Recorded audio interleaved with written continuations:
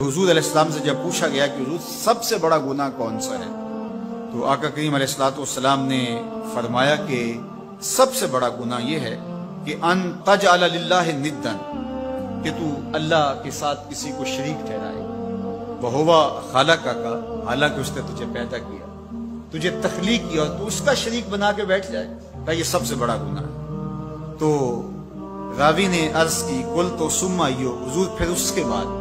تو آقا کریم نے فرمایا ثم ان تقتل ولدک خشیۃ ان یطعم معک، تو بچے کو اس لیے قتل کر دے کہ یہ کس طرح میں اس کو پال سکوں گا، بچے کو ضائع کر دینا، اس کو قتل کر دینا۔ اللہ فرماتا ہے نحن نرزقکم وایاہم، ہم تمہیں بھی رزق دیتے ہیں ان کو بھی دیں گے۔ تیسری بات حضور نے فرمایا ان تزانی بحلیلۃ جارک، آپ ہمسائے کی بیوی کے ساتھ بدکاری کریں، تو یہ بڑے گناہوں میں سے۔ ہمسایہ ماں جائے کی طرح ہوتا ہے، اس کی دیوار سانجھی ہوتی ہے، اس کی عزت سانجھی ہوتی ہے، اور اگر کوئی شخص طاق میں رہے اور ہمسایوں کے گھر گھس کے ان کی آبرو ریزی کر دے، تو یہ تین بڑے گناہ جو ہیں ان میں سے ایک بڑا گناہ اللہ کے محبوب علیہ السلام نے ارشاد فرمایا۔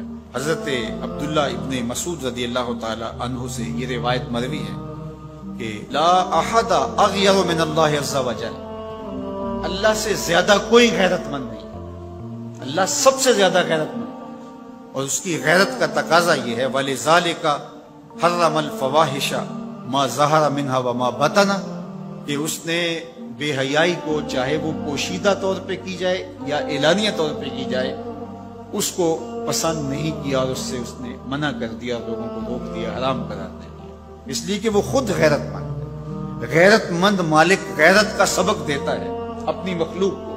اللہ تعالیٰ قرآن مجید نے ارشاد فرمایا وَلَا تَقْرَبُوا الْفَوَاحِشَ مَا ظَهَرَ مِنْهَا وَمَا بَطَنَ، فحش کام کے قریب نہ جانا، وہ اعلانیہ طور پہ کرو یا وہ مخفی طور پہ کرو۔ تو مفسرین نے لکھا کہ جو بدکاری ہے وہ مخفی فحش ہے، اور شراب نوشی یہ اعلانیہ فحش ہے۔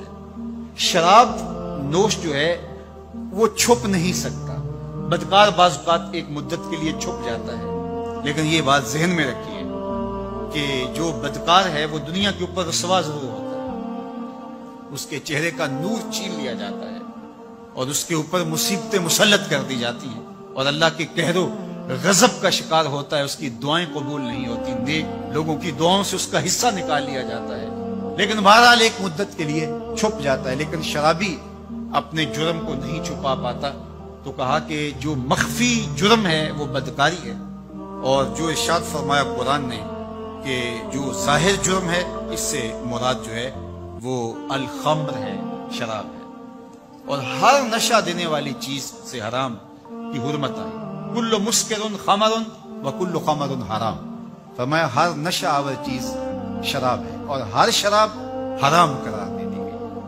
اب یہاں بھی لوگ دلیلیں لے کے بیٹھ جاتے ہیں، میاں وہ بھی ایک مشروب ہے، اس سے کیا فرق پڑتا ہے؟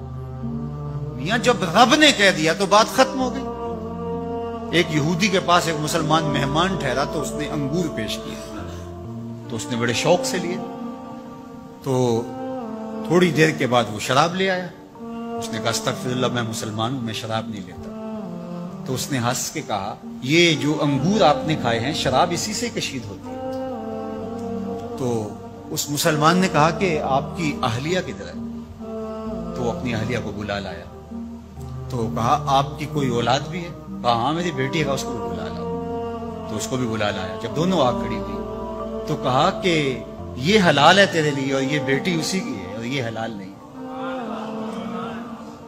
تو جب اس یہودی نے یہ بات سنی فقال اشہد ان لا الہ الا اللہ وحدہ لا شریک لہ واشہد ان محمدا عبدہ ورسولہ۔ اتنی خوبصورت دلیل، اتنی خوبصورت دلیل۔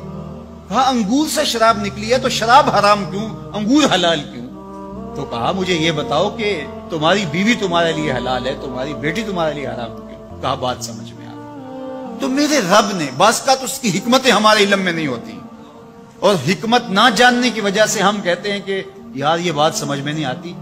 یہی تو ہمیں بتایا گیا کہ جو سمجھ میں آئے اس کو بھی ماننا ہے، جو نہیں سمجھ میں آئے اس کو بھی ماننا ہے۔ ہم جنت کو مانتے ہیں نا، دیکھا ہے، یار رب کو مانتے ہیں، دیکھا ہے، وہ سمجھ میں آتا ہے، تو دل میں تو آتا ہے، سمجھ میں نہیں آتا۔ میں جان گیا بس تیری پہچان گئی۔ ہم تو سب سے بڑی حقیقت کو بغیر دیکھے مانتے ہیں، بغیر سمجھے مانتے ہیں۔ ادراک فہم کی حدود سے ورا ہے، عقل و خرد کے دائروں سے ورا ہے، لیکن اس حقیقت کو ہم مانتے ہیں تو اس کے کہے ہوئے کو کیوں نہیں مانیں گے؟